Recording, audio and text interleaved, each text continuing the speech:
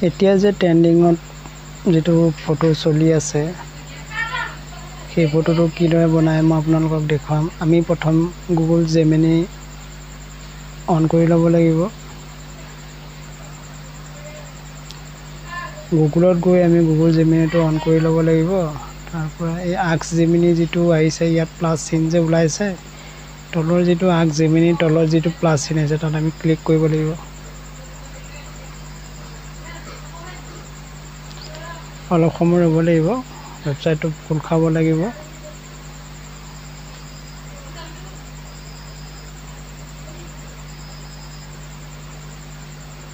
ইয়াত আমি চুব লাগিব প্লাছ চিনটোত বা আপলোড প্ৰফাইল আপোনালোকে যিকোনো য'ত আপোনালোকৰ প্ৰফাইল ফটো আছে তাত আমি এনেকৈ যাব লাগিব, চুই দিব লাগিব। তাৰপৰা ছাপ'জ য'ত মই একপি ফটো আপোনালোকক বনাই দেখুৱাম, এই ফটোকপি যেন মই আপোনালোকক বনাই দেখুৱাম। এই ফটোকপি দিয়াৰ পিছত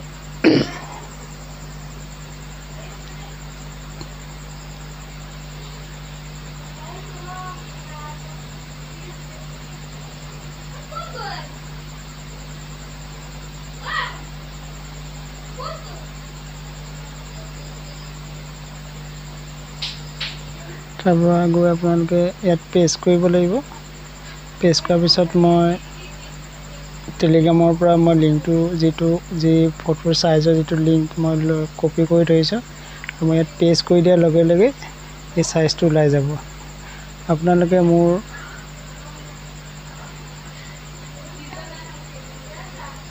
আপোনালোকে মোৰ প্ৰফাইলত গৈ মই এইটো পেষ্ট কৰি থোৱা আছে, আপোনালোকে মোৰ প্ৰফাইলৰ পৰা ল'ব পাৰিব। এইটো প্ৰপ ক্ৰিয়েট A17 স্কেল এনেকৈ লিখিব লাগিব। আপোনালোকে লিখি ল'লেও হ'ব।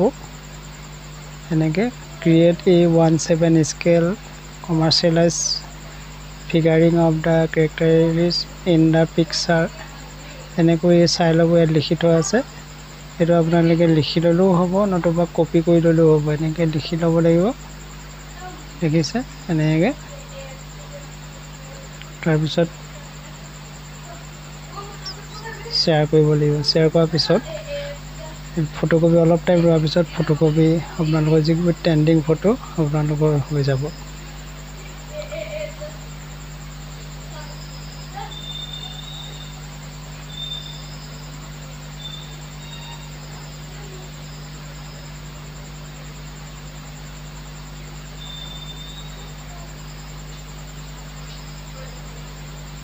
অলপ সময় এনে জেনেৰেটিং হৈ আছে, অলপ সময় ৰ'ব লাগিব।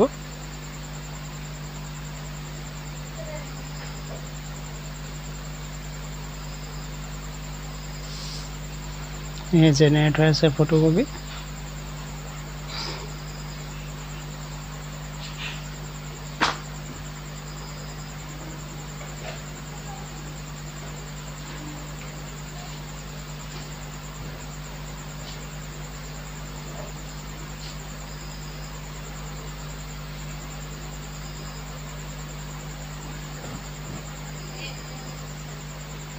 এয়া দেখিলেনে যি ট্ৰেণ্ডিং ফটো চলি আছে, এই ফটোকপি এনেকৈ বনোৱা হয়। আপোনালোকে চেষ্টা কৰি চাব।